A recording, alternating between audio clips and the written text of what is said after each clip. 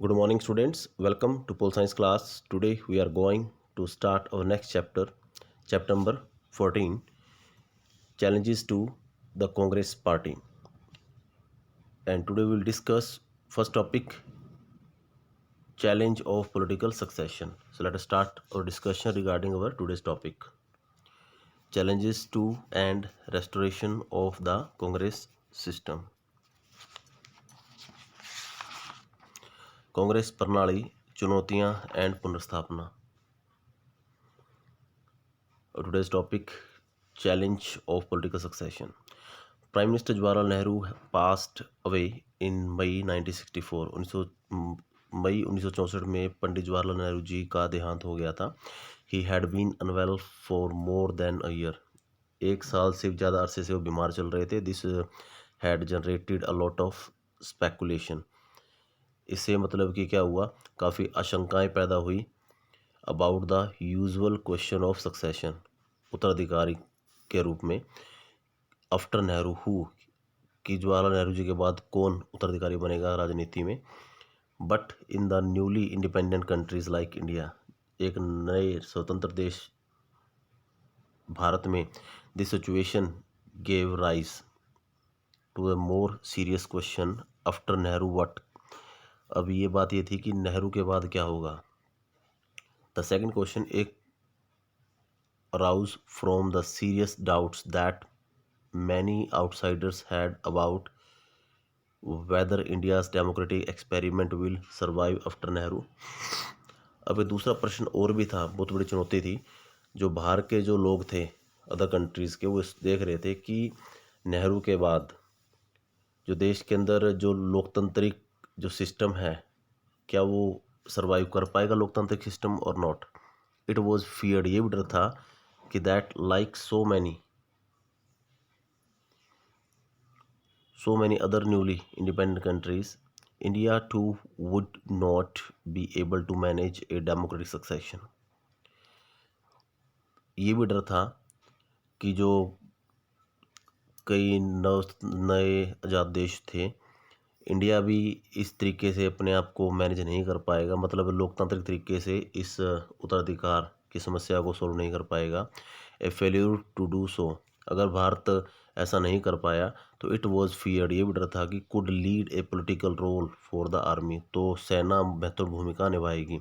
Beside इसके there were doubts, ये भी संदेह थे कि if the new leadership would be able to handle the multiple crisis that awaited a solution. इसके अलावा ये भी एक संदेह था कि जो नई लीडरशिप है, नया नेतृत्व, क्या इन डिफरेंट समस्याओं का समाधान कर पाएगा. In 1960s were labelled as the dangerous decade, जो 1960 का जो दशक था उसे खतरनाक दशक का नाम दिया गया है. When unsolved problems like poverty, जब कुछ अनसुलझाए हुए मुद्दे थे जैसे गरीबी है, इनइक्वालिटी, गैर बराबरी, कम्युनल एंड रीजनल डिवीज़न, सांप्रदायिक व क्षेत्रीय विभाजन etcetera, could lead a failure to the democratic project और even the disintegration of the country. कि इन सारी समस्याओं के कारण देश की लोकतंत्र की परियोजना असफल हो जाती या खुद देश बिखर जाता. From Nehru to Shastri, the ease with which the succession after Nehru took place proved all the critics wrong. जिस तरीके से उत्तराधिकार का जो मुद्दे को सुलझाया गया नेहरू जी के बाद, तो इसने क्या आलोचकों के मुंह को बंद कर दिया. When Nehru passed away, के Kamaraj, the president of Congress party, consulted party leaders and Congress members of parliament and found that there was a consensus in favor of लाल बहादुर शास्त्री. नेहरू जी के देहांत के बाद जो कांग्रेस पार्टी के अध्यक्ष थे के कामराज, उन्होंने सभी लीडर से, कांग्रेस मेंबर से डिस्कस किया और यह पाया कि सभी लोग लाल बहादुर शास्त्री जी के पक्ष में हैं. And he was unanimously chosen as the leader of the Congress parliamentary system. उसे लाल बहादुर शास्त्री जी को निर्विरोध नेता चुन लिया गया. And this became the country's next prime minister, इस तरीके से वो देश के अगले प्रधानमंत्री बने. And Shastri was a non controversial leader, वो एक निर्विरोध नेता थे from Uttar Pradesh, who had been a minister in Nehru's cabinet for many years, जो कई सालों तक नेहरू जी के मंत्रिमंडल में मंत्री के पद पर थे। He was and Nehru had come to depend a lot on him in his last years, और अंतिम कार्यकाल के दौरान नेहरू जी भी काफ़ी हद तक उन्हीं पर डिपेंड करते थे, निर्भर करते थे अपने कार्य के लिए। He was known for he simplicity, वो अपनी सादगी के लिए जाने जाते थे, and his commitment to principles, और जो उन सिद्धांतों के प्रति उनकी जो कमिटमेंट थी उसके लिए जाने जाते थे वो। And earlier he had resigned from the position of railway minister accepting moral responsibility for a major railway accident. एक बार उन्होंने रेलवे मंत्री के पद से त्यागपत्र दे दिया था, क्योंकि रेल की दुर्घटना हो गई थी, तो उन्होंने इसे नैतिक जिम्मेवारी लेते समझते हुए अपने इस पद से इस्तीफा दे दिया था। Shastri was the country's prime minister from 1964 to 1966, वो 1964 से लेकर 66 तक देश के प्रधानमंत्री रहे। And during Shastri's brief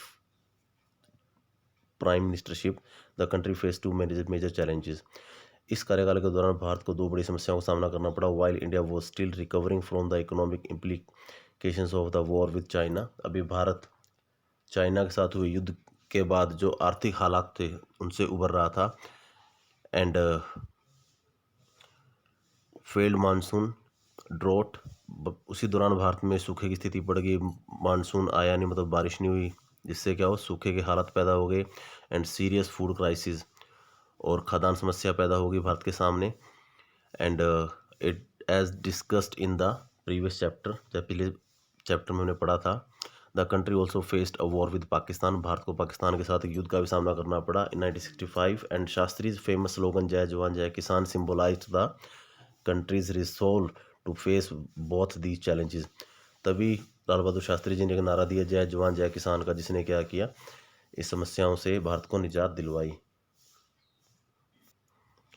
शास्त्रीज prime ministership came to an abrupt end on 10 जनवरी 1966, 10 जनवरी 1966 को उनका अचानक देहांत हो गया था शास्त्री जी का, तो जिससे उनकी जो मिनिस्टरशिप थी वो अचानक से ख़त्म हो गई थी, क्योंकि when he suddenly expired in Tashkent, वो ताशकंद में उनका देहांत हो गया था। देन इन यूएसएसआर, तब वो यूएसएसआर में पड़ता था Tashkent, and currently the capital of Uzbekistan की राजधानी है अभी ये। And he was there to discuss and sign an agreement, वहाँ पर वो एक समझौते पर हस्ताक्षर करने गए थे विद मोहम्मद अयूब खान के साथ, and the then president of Pakistan, तो उस टाइम वो पाकिस्तान के प्रेसिडेंट थे, टू एंड द वॉर, युद्ध को ख़त्म करने के लिए, वे युद्ध समाप्त हो चुका है। फ्रॉम शास्त्री टू इंदिरा गांधी, इस प्रकार से the Congress face the challenge of political succession for the second time in 2 years, इस तरीके से 2 साल के दौरान भारत को फिर से वही उत्तराधिकार का एक प्रश्न का सामना करना पड़ा, समस्या का सामना करना पड़ा। This time there was an intense competition between Morarji Desai and Indira Gandhi, अब की बार मोरारजी देसाई और इंदिरा गांधी के बीच में एक जोरदार प्रतियोगिता थी। And Morarji Desai had earlier served as chief minister of Bombay state, जो मोरारजी देसाई थे वो एज ए चीफ मिनिस्टर काम कर चुके थे बॉम्बे स्टेट में, जिसे जो अब क्या है महाराष्ट्र एंड गुजरात में है। कहता है अब जो महाराष्ट्र गुजरात है उस टाइम बॉम्बे में थे ये। And also as minister at the centre. Indira Gandhi the daughter of Jawaharlal Nehru had been Congress president in the past, और जो इंदिरा गांधी थी वो पहले कांग्रेस की अध्यक्ष थी, रह चुकी थी। And had also been union minister for information in the Shastri's cabinet. इस this time the senior leaders in the party decided to back Indira Gandhi, अब की बार सीनियर लीडर्स ने सोचा कि इंदिरा गांधी को सपोर्ट किया जाए, but the decision was not unanimous, लेकिन वो डिसीजन निर्विरोध नहीं हो ले पाए। And the contest was resolve through a secret ballot among Congress MPs, इस तरीके से गुप्त मतदान करवाया गया। And Indira Gandhi defeated Morarji Desai by securing the support of more than 2/3 of the party MPs.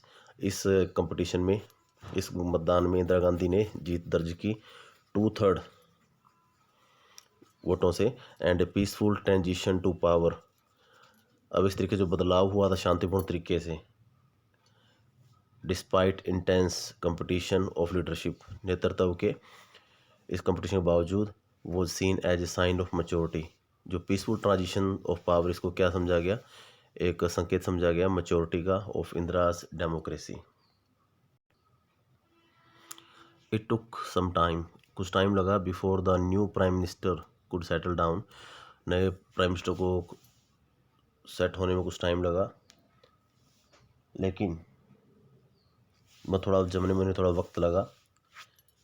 While Indira Gandhi had been politically active, Indira Gandhi ji राजनीतिक रूप से तो पहले सक्रिय थी, फॉर लॉन्ग, वेरी लॉन्ग, लंबे समय से, and she had served as minister under Lal Bahadur Shastri only for a short period, लेकिन कुछ कम टाइम उन्होंने लाल बहादुर शास्त्री जी के नेतृत्व में काम किया था।